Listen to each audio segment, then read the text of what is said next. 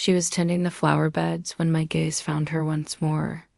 The sun beat down, a heavy blanket draped over the weathered picket fence, the parched earth, and the old house that carried the scent of my boyhood summers. She knelt amidst vibrant blooms and untamed weeds, her back gently arched, her sundress clinging to her in the stifling heat. For a fleeting instant, the years dissolved, and I was 17 again, my heart pounding as I watched her from behind the dusty pane of my grandmother's window. Emotions I couldn't yet name swirling within me. I halted at the garden gate, my hand resting on the aged wood. The world shrank, focused only on the rhythm of her breath, the subtle sway of her body as she wrestled with the tenacious weeds. I felt a foolish pang, like a boy caught in a nostalgic reverie.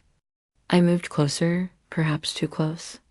The rich aroma of damp soil and freshly cut grass enveloped me, drawing me back into a memory I had never truly left. Before she even turned, she spoke. "I always knew when you were watching," she murmured, her head still bowed. Her voice, older and a touch huskier, pierced through me just as it had the very first time. My throat tightened, a familiar constriction. Before I continue, please subscribe and tell me in the comments where you're listening from. And what's the first memory that ever made you feel something profound and inexplicable? She slowly straightened, brushing dirt from her hands, then turned to face me. Her hair, now a cascade of silver, was shorter than I remembered, and her face bore the gentle etchings of time. But her eyes, those eyes were unchanged, a striking gray, sharp, and intensely alive. "You've returned," she observed, not as a question, but a statement of quiet certainty. I nodded. "My grandmother's cottage." I felt compelled to see it again. Her gaze lingered, assessing. Then a faint, wistful smile touched her lips. "You resemble the boy I used to catch peering through that window, only taller and perhaps a little more weary." Heat rushed to my face. I gave an awkward laugh. You knew?" "Of course I knew," she replied. "A woman always senses when she's being watched." The silence that followed wasn't entirely comfortable, but it wasn't cold either.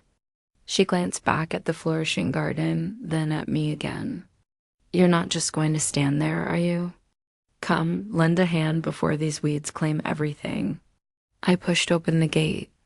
The ground was uneven, the air heavy with the fragrance of earth and blooming roses. Without a word, she handed me a small trowel. I knelt beside her, the soil warm beneath my fingertips. For a time, we worked in companionable silence. Our shoulders occasionally brushed as we leaned forward, our hands meeting in the soil when we reached for the same stubborn root. Each time I pulled back too quickly, a reflex from a distant boyhood. Finally, she broke the quiet. "Your grandmother used to sit on that veranda, watching me out here. She'd chuckle and say, 'You never kept your eyes on your book,' when I bent down to work." I froze, the trowel slipping slightly in my grasp. She looked at me sideways, a knowing curve to her mouth. "You thought you were subtle?" I laughed again, a little too abruptly. "I was just a child." Her eyes held mine. Children grow, but sometimes their gaze remains the same. The sun dipped lower as we toiled. Sweat beaded on my temples, and I noticed the same on hers, tiny droplets clinging to the delicate lines around her eyes. She sat back on her heels, wiping her forehead with the back of her wrist. "You were always too quiet," she said. "Your cousins would make such a ruckus, tearing through the lane. But you, always with your book, pretending not to notice anything." Pretending not to notice me? I wasn't pretending, I blurted out before I could stop myself. Her eyes met mine. And for a suspended moment, the years between us vanished. Then she looked away, tending to a particularly resilient rose. "Your grandmother adored these flowers," she said softly. "I keep them alive for her, even now." The weight of her words hung heavy in the warm, still air. When we finally stood, the sky was painting itself in hues of deepening blue and fiery orange. She dusted her hands, then looked at me. You must be thirsty, she offered. Come, I'll prepare some tea. Unless you've forgotten how neighbors once shared everything. I followed her across the short expanse of grass and into the house, which held a faint, comforting aroma of aged wood and lemon polish. The same lace curtains adorned the windows, the same framed photographs lined the walls. Yet the house felt quieter now, emptied of the vibrant voices that had once filled it. In the kitchen, she calmly filled the kettle, her movements fluid and practiced.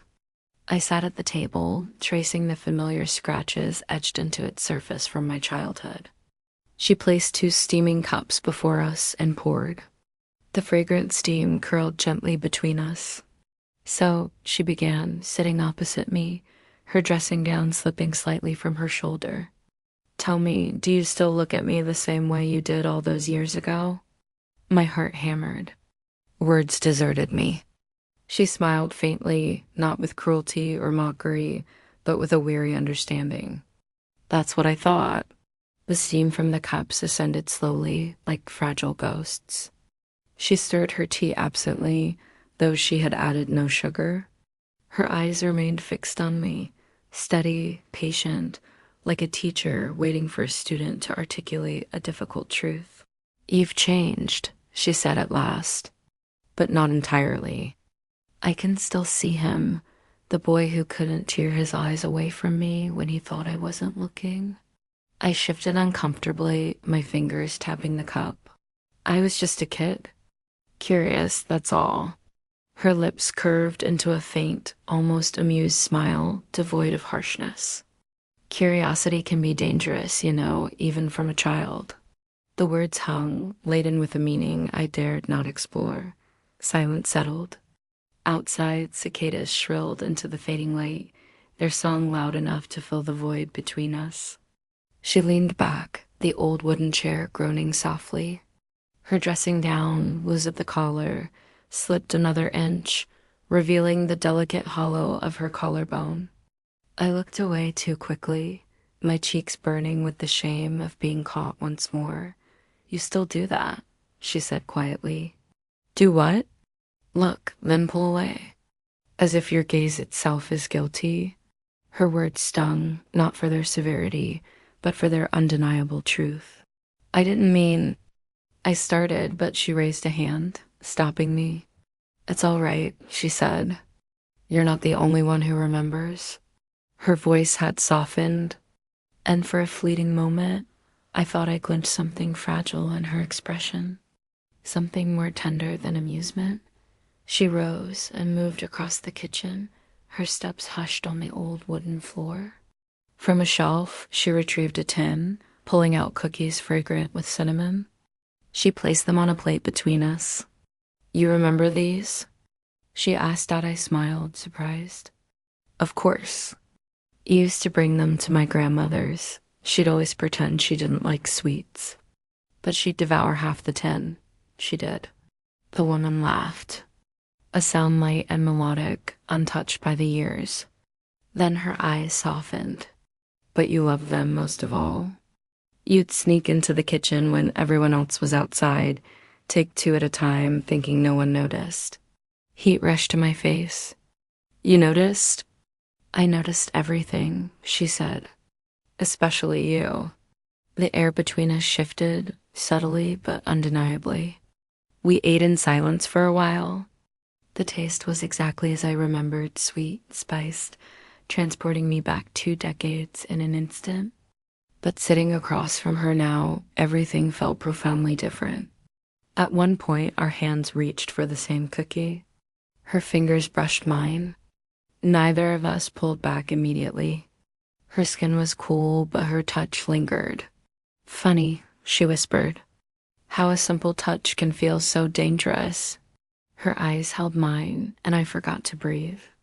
The kettle whistled faintly with residual heat, though it had long been emptied. The clock ticked on the wall, steady and unforgiving. Finally, she leaned forward, resting her chin on her hand, studying me. I used to wonder, did you ever dream about me? The question hit me like a physical blow. I stammered, I don't know. Her smile was small, almost sorrowful. You don't have to answer. I can see it in your eyes. The room seemed to shrink, the walls closing in. My heart pounded so loudly I was sure she could hear it. After a long silence, she rose. Come, she said. Let's sit outside. The air is cooler now. We stepped out onto the porch, where night had gently settled over the garden. The sky was streaked with violet and deepening blue, the first stars beginning to pierce through. The scent of damp earth and roses hung heavy in the air. She sat on the steps, pulling her robe tighter around her, though it still hung loosely at her shoulders. I lowered myself beside her. Our arms brushed, bare skin against bare skin. Neither of us moved away. I always loved evenings here, she said. Your grandmother and I would sit just like this. She'd talk, and I'd listen. And sometimes, when you thought no one was watching, you'd peek through the window. I pretend not to notice, but I always did. Her voice was softer now, threaded with something that felt like longing. I swallowed. I didn't know. You weren't supposed to, she said. But part of me liked it. Being seen, being noticed. The words hung between us, heavier than the summer air. She shifted slightly, her knee brushing against mine. Her hand rested on the wooden step between us, fingers unconsciously curling closer to my own. Do you ever think about how strange time is? She asked. How it takes the things we shouldn't want and makes them softer, less sharp, almost forgivable. I looked at her.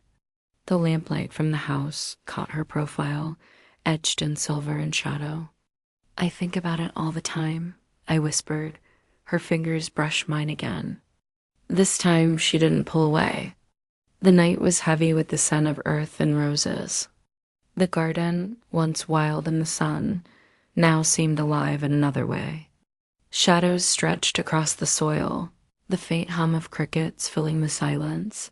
She rose from the porch steps, brushing dust from her robe. These flowers won't water themselves, she said lightly. Come help me, just like old times. I followed her into the garden. The hose lay coiled like a sleeping snake in the grass. She bent to pick it up, her robe shifting across her back, and for a moment I was 17 again, frozen by the sight of her body, framed by the soft glow of the porch light. She straightened, handing me the hose. Our fingers touched, lingering for a moment longer than necessary. Hold it steady, she said, her eyes flicking to mine, sharp and knowing. I swallowed hard, nodding. We worked together in silence, moving slowly between rows of roses and vegetables. Water splashed onto the soil, darkening it, releasing the intoxicating scent of wet earth. Sometimes she leaned close, guiding my hand on the hose, her arm brushing mine. Each time my heart thudded louder, my breath catching. You always had that look in your eyes, she said softly, almost to herself. Like you were carrying something too big for your age. I used to wonder if it was me. I froze, the water spilling over a patch of grass. She reached out, steadying my wrist, redirecting the stream back toward the flowers. Her hand lingered on my skin. Was it? She asked, my mouth was dry. Yes. She closed her eyes briefly, as though she had expected the answer, but still needed to hear it. When she opened them, there was no amusement left, only something raw, unguarded. We moved down the row, our shoulders brushing, her robe sleeve dampening where the water sprayed too wide. She laughed suddenly, shaking her head. Look at me. 65, bent over in the dirt, and still carrying what a man sees when he looks at me. Her laughter died quickly. She looked at me again, serious now. Do you see me? Truly see me? Yes, I whispered. Her eyes softened, but her mouth tightened. Then tell me what you see. I hesitated. The truth pressed against my lips. I see the woman I used to watch from my window. The woman I couldn't forget. And I see her still here. Her breath caught. She set the hose aside, the water spilling into the grass. "You don't know what that means," she said. "I do." For a moment, neither of us moved. Then she reached out, her hand brushing against my cheek. Her palm was cool, rough from work, but the touch was tender. "Sometimes," she whispered, "I feel transparent, like I could walk through this garden and the world wouldn't even notice. But when you look at me, I feel solid again." Her thumb traced my jawline slowly, deliberately. "I couldn't breathe. I don't want to be invisible," she said. "You're not," I answered. Her hand lingered. Then she pulled back, shaking her head, almost ashamed. "I shouldn't, but it feels too easy to forget what I shouldn't." We gathered the tools, her movements slower now, thoughtful. She brushed against me as she bent to collect the trowel, her shoulder pressing lightly into my chest. She didn't move right away. Neither did I. "Time is cruel," she said finally. "It takes your beauty first, then your place in the world. But worst of all, it takes your touch. People stop reaching for you, and when they do, you begin to wonder if you've already died." Her voice cracked. She turned away, carrying the tools back toward the shed. I followed, the weight of her words pressing into me. Back on the porch, we sat again. The night air clung to our skin, humid and thick. She tucked her legs under her, pulling the robe tighter, though it still slipped from one shoulder. "Your grandmother used to tell me I'd grow old gracefully," she said. She lied. "You have?" I said quickly. Her eyes met mine, sharp, searching. "Do you mean that? Or are you just being kind?" "I mean it." Her lips curved into a sad smile. She reached out, placing her hand over mine.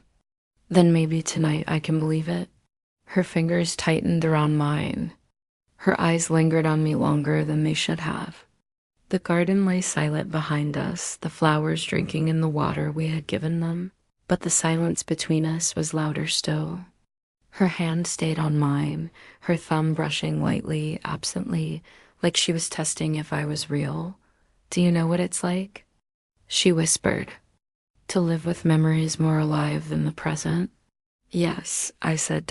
She leaned closer, her forehead almost touching mine. Her breath smelled of tea and cinnamon. "Then you know why I can't let this night slip away unnoticed." Her lips hovered close, not quite touching, but enough to set every nerve alight. She pulled back suddenly, exhaling. "Forgive me," she whispered. "I forget myself too easily around you." But her hand never left mine. The house felt different at night. Quieter, older. The kind of silence that pressed against the walls until it seeped into your skin. We had sat on the porch for so long that the air had cooled and the dampness clung to our clothes. She rose finally, gathering her robe around her, and said, "Come inside." "It's too late to sit out here." I followed her into the kitchen. She lit a candle on the table, then another, as if the harsh glow of electric bulbs was too crude for the night she sought. The soft flicker painted her face in golden shadow, etching every line, softening every edge. She poured us more tea, though neither of us touched it. The cup steamed quietly, ignored. She leaned back in her chair, watching the flame dance. "Nights are the hardest," she said. "During the day, you can pretend you're busy. You can tell yourself you still matter, still have a role. But at night," she exhaled slowly, "at night you realize the house doesn't need you. The world doesn't either." Her eyes shifted to me. "And that's when you start to wonder if you're already half gone." I couldn't answer. The words settled between us like another shadow. She reached across the table, her hand brushing mine, then covering it. "But tonight, with you here, I don't feel invisible." Her palm was cool, her grip firm, as if she were anchoring herself. "You always looked at me differently," she said. "Not like the others. Not like a boy should. Even back then, I felt it." My throat tightened. "I told myself it was innocent," she continued. "That it was just your age, just curiosity. But when you left, I realized how much I missed it. Being seen that way, desired that way. Her fingers tightened on mine. The candlelight trembled. "Do you still look at me like that?" she asked. I met her eyes. Yes. Something in her chest rose and fell, sharp, almost like relief. She leaned forward, the flame catching the silver in her hair. "Then don't look away," she whispered. The silence stretched long and dangerous. Finally she stood, her chair scraping softly against the floor. She moved around the table, her robe brushing against her legs, and sat beside me, her thigh pressed against mine. Her hand slid from the table to my shoulder, then down my arm until her fingers rested just above my wrist. "I used to imagine this," she said quietly. "Not the details, just the feeling of someone close enough to remind me I was still alive." Her hand moved to my chest, fingers playing across the fabric of my shirt. She pressed lightly, feeling my heartbeat. "Steady," she whispered, warmer than I expected. Her head tilted, her forehead resting against my temple. I could feel her breath at my cheek, slow, uneven. "Do you know what it's like?" she said, to crave touch. "Not out of love, not out of duty, but just because you're terrified of fading." "Yes," I said, though my voice trembled. Her lips parted, close enough to brush my skin when she spoke. "Then don't let me fade tonight." We sat there in the flickering dark, her body pressed against mine, her hand still over my harp. The tea cooled on the table, untouched. She whispered again, almost to herself. "I'm not asking for forever. Just one night where I don't feel transparent." Her breath trembled as it hit my skin. Her thumb stroked absently across my chest, her forehead leaning heavier against me. I stayed still, every nerve alive, the weight of her words heavier than her touch. She closed her eyes. "I shouldn't, but I want to."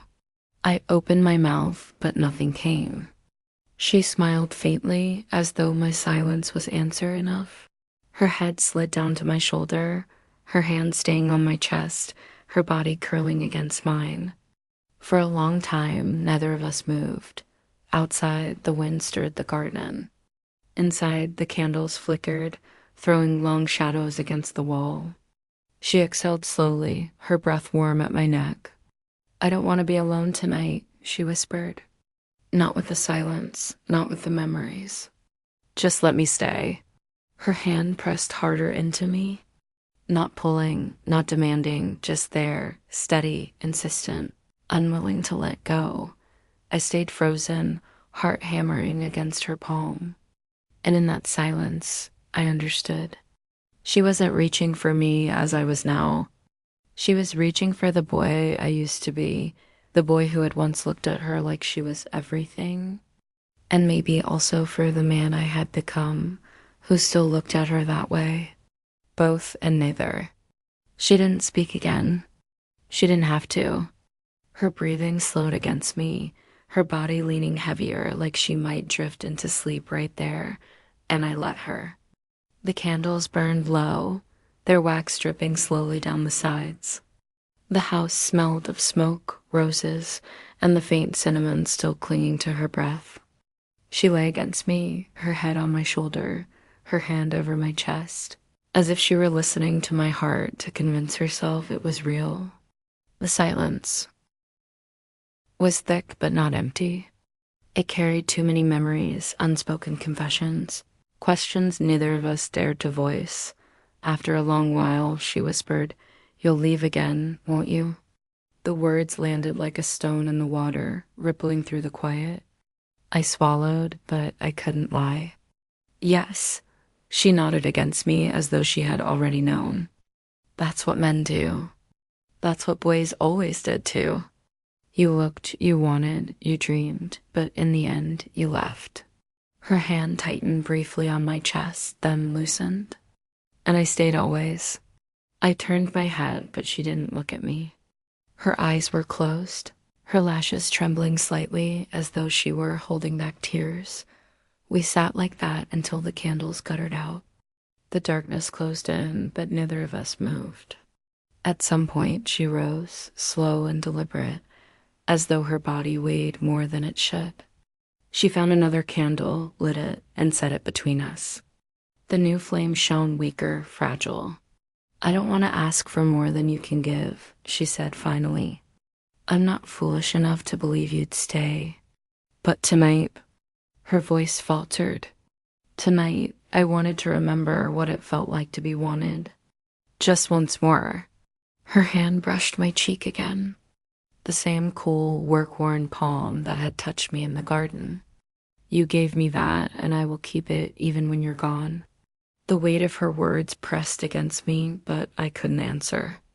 Not with promises I couldn't keep.